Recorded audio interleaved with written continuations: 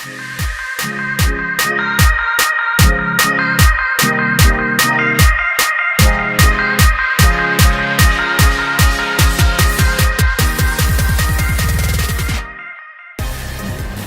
YouTube, what's going on?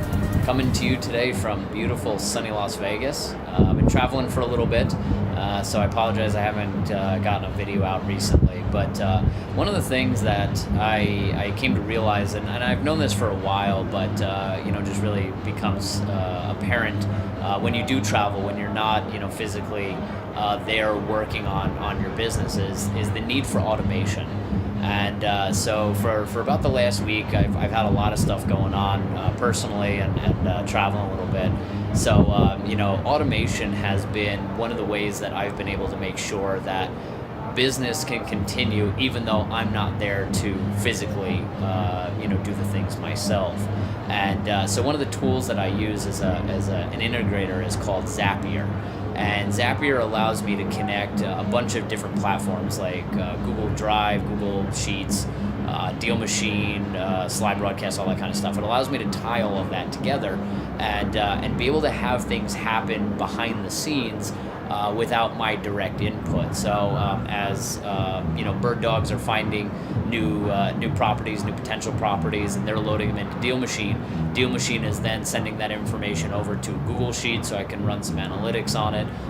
But it's also sending that phone number over to Slide Broadcast to do a drop voicemail, or it's sending an email out from my Gmail account, letting the person know that we might be interested in purchasing their property. So it's taking the things that I would normally do and finding a way to systematize them, find a way to get the process handled by a computer, because it's very, you take the variable out of it.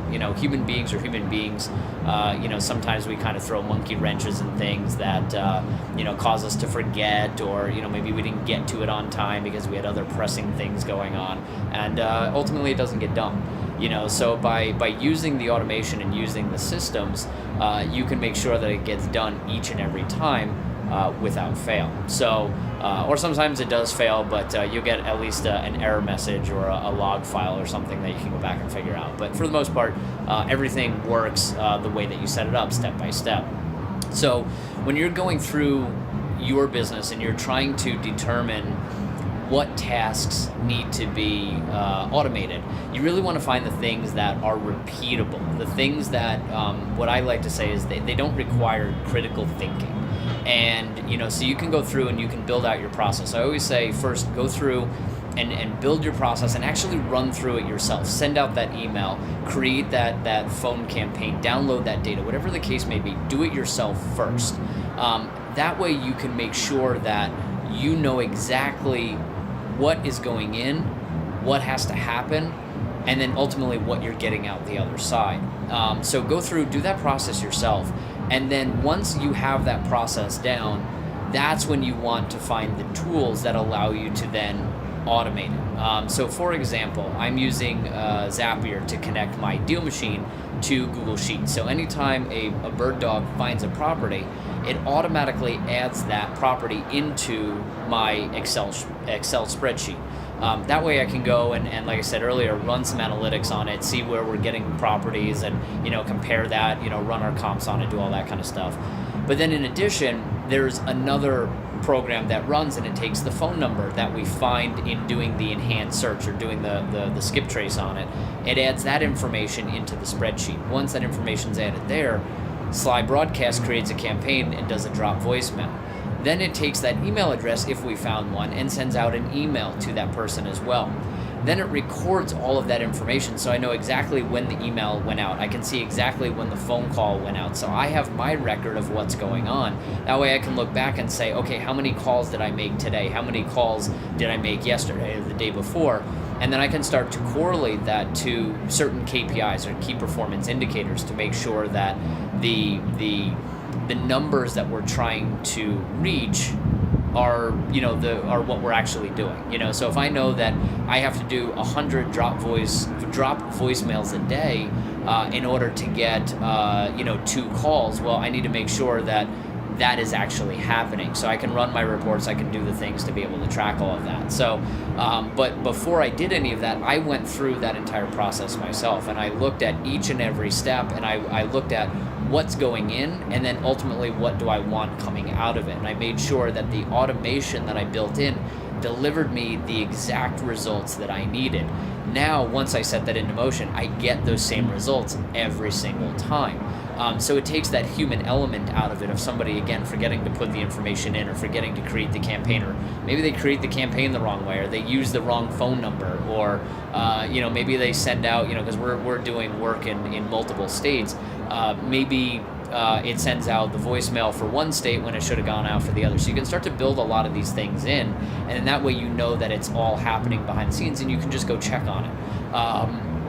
Then that way it allows you to focus on the things that actually generate you money. So going out and meeting with the sellers, or going to closings, or touring properties, or whatever the case may be, the things that you can do that require a little bit more critical thinking, the things that you can't really necessarily delegate to a computer system to handle for you. So it's just, automation, like I said, is one of the big things that has been key for me, in not only in this business but in other businesses before, is how can I automate, how can I get a computer to do as much of my work as possible and free up my time to either relax, which is what I would prefer to be doing, or B, to be able to do the things that are really generating the income and the revenue. So meeting with the sellers and stuff like that. So definitely a key tip: automation. If you're not sure what to automate, like I said, go through and do your entire process. Break down. I think a lot of what we do can be broken down into a bunch of little processes. So what you do is you look at the overall picture, and then you break them down into pods, is what I call them. And each pod relates to one another. So the pod of finding a deal and getting that drop voicemail out is one piece of it. So I look at all the steps that have to go in there, and then I go, okay, this is exactly how it's going to go. I've run this through. I made sure that it works, and now I'm going to give it to a computer system to keep carrying out for me. And I do that each and every time. And sometimes I don't always just kind of trust the computer right away. Either I will run a bunch of tests. I will make sure that I monitor any new process that I put in, or any new automation that I put in. I make sure that I monitor it for quite a while, and I throw some different variables at it to see how it's going to behave. A lot of my background actually comes from doing software development and dealing with computers, so I have a bit more knowledge on this. But if you guys have any questions about what to automate, or how to automate, or kind of what areas to look at, hit me up, let me know, and be more than happy to kind of give you some insight on what we're doing and what's working. So until the next video, I have a lot going on. I'm gonna get back into searching for some more properties here real soon. Spent a little bit of time in Vegas actually looking for a couple properties, since it's a close market to Phoenix. It's a short plane ride and a short car drive. So just keep hustling. Let me know what other topics I can talk about on here. We've got some other ideas for other videos. It's just honestly just finding the time to be able to do it, with everything going on. So hopefully things quiet down. I can get you guys some more content here real soon. But if you like the video, hit the thumbs up button there, and subscribe, and let me know what's working, what's not working, what other videos I can do, and look forward to the next one. Until then, guys, talk to you later. All right, so if you've never stayed at the Cosmo before, it's actually a really cool hotel. Kind of like a mini apartment, just minus the appliances. So take you on a quick little tour of the place here. So as you come in the door here, love the artwork.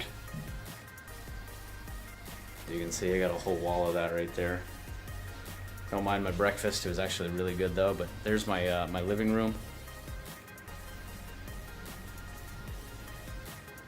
Behind me here, a little counter and cabinet.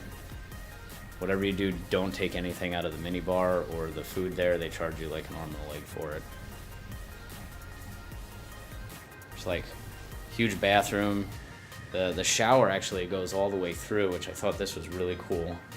Goes all the way through, and that's a Japanese soaking tub there, looking out onto the balcony. And then this room, the bedroom actually closes off to the rest of the room, so it kind of locks it out there. You got a view from the Japanese soaking tub into the room. Didn't get to use it. I was only here for a few days, but maybe next trip. And then out onto the balcony.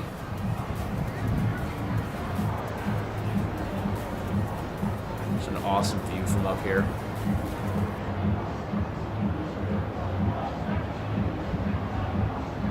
Got a whole seating area. Spent a lot of time out here doing work. I'm sure you can kind of hear the music in the background. I'm actually right above the Marquee Day and Night Club. So there's the pool down there. It's a definitely super cool place. Definitely worth it if you come to Vegas. Definitely stay at the Cosmo. Like I said, first time here, but out of all the hotels I've stayed at, this was by far my favorite.